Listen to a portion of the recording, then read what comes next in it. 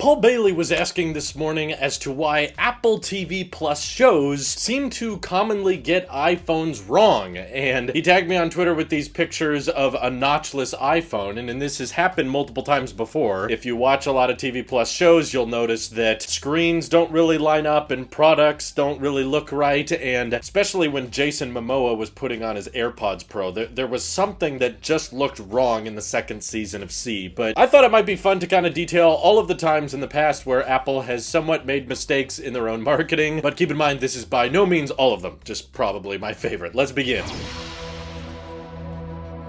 So we saw the notchless iPhone leaked within Ted Lasso, but another terrible one that was spotted in one of the early episodes of The Morning Show. This one is so bad, I assumed that it must have been like rushed at the last second, but they actually wanted to show an Apple Music screen on someone's iPhone, but for some reason, I don't know why this was so complicated, they put a screen recording of an iPhone 10 on top of someone's like iPhone SE, and you could actually see that the aspect ratio did not line up correctly. Like, anybody would have noticed this. To me, I think it must have been like the editing team. Obviously, they're paid by Apple, but they're probably not like diehard Apple fans. They're not like Apple sheep like we are, and we can tell these types of issues right away. They were probably doing the whole show, and because of reflections being a problem when filming and not wanting to make phone screens simulate exactly how they want it to flow for the show, oftentimes commercials and in TV shows, they will make their own animations and paste them on the smartphones that characters use because that ends up being easier on set. You know, it's harder for the editing team, but my guess is this was a last-minute decision. They had to get the show out quickly, and they didn't have much time to kind of rotoscope a notch or get the aspect ratio of the whole phone down, so they basically just slapped an iPhone 10 screen recording on there. Would have been way easier if someone in the editing room had an iPhone with a 16:9 aspect ratio to screen record and paste it in via editing, but I guess no one did, so they just did the best they could, and now there's this really weird, awkward screen simulation in a show that's paid for by Apple. I've seen lots of other ones, so feel free to tag me on Twitter with other mistakes you guys have found within Apple TV Plus shows, but there's also been some pretty cataclysmic errors I've seen in commercials. Like, Apple did this really creative, really like fluid animation for online gift cards once, and they actually had a shot where the iPad Pro flies towards the camera, and it has the Apple logo facing the complete wrong way, which actually got me a tad excited. This happened a couple of years ago, unfortunately, but at the time, I thought this was a leak, you know? I thought maybe the next generation Apple logo on the back of the iPad will be sideways. You know, iPads in later versions of iPadOS finally flipped the Apple logo so that it would act more naturally, since so many people use their iPads in Magic Keyboard cases. And I thought through this commercial that maybe the logo's gonna go landscape in the future, but obviously Mini LED iPad Pro launched. It didn't happen. Also, this one would be upside down if that were the case, because the camera module's on the bottom, but that's, you know, artwork in a design strictly from Apple that they got wrong. Like, someone in the marketing department literally had no idea, or maybe they knew and just figured,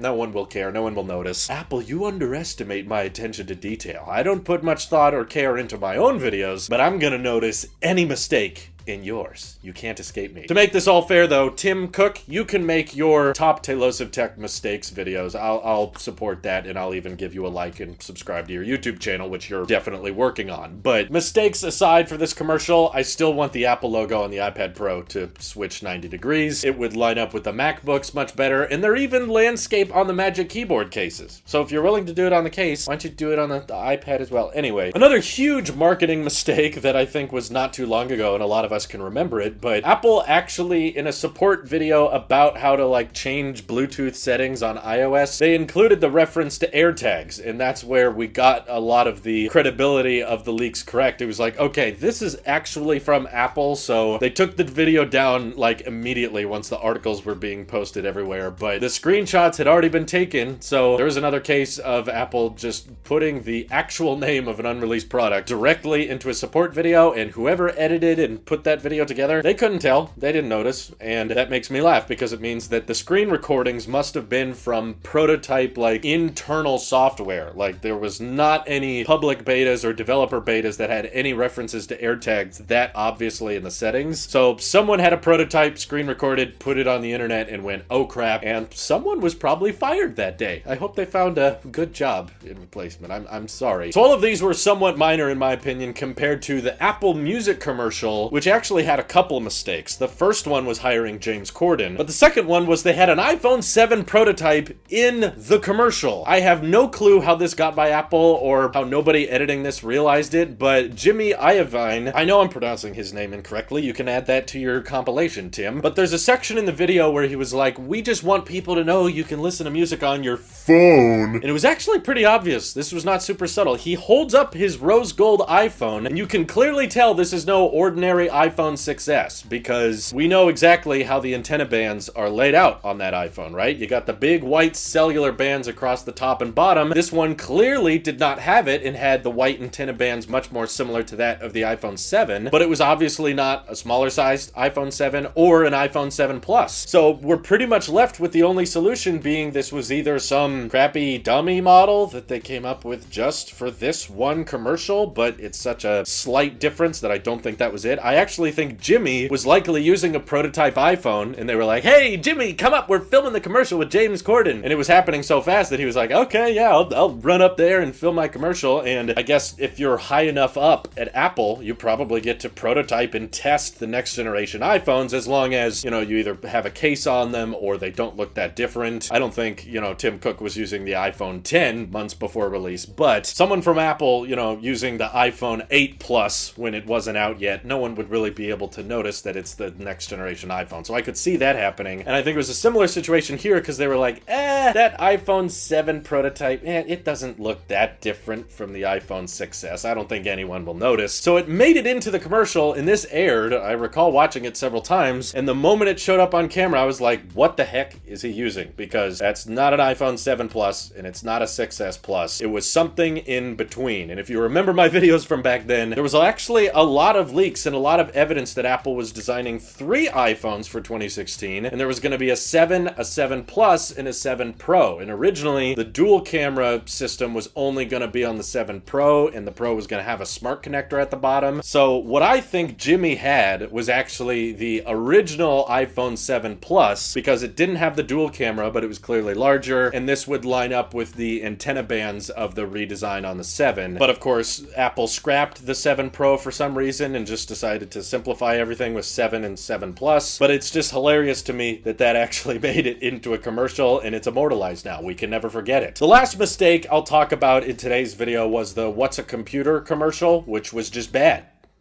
The whole thing is a mistake. They shouldn't have made that at all. But if you guys know of any marketing mistakes other than, of course, the obvious ones, the Face ID fail on stage, let's go to backup here, or the one where Steve Jobs was mad that all the bloggers in the event were using up all the bandwidth and he wasn't able to demonstrate how much faster the new iPhone was. You got some other ones that you feel like are underrated or not enough people know about, feel free to let me know. This is your Apple Sheep here. I'll see you guys in the next one.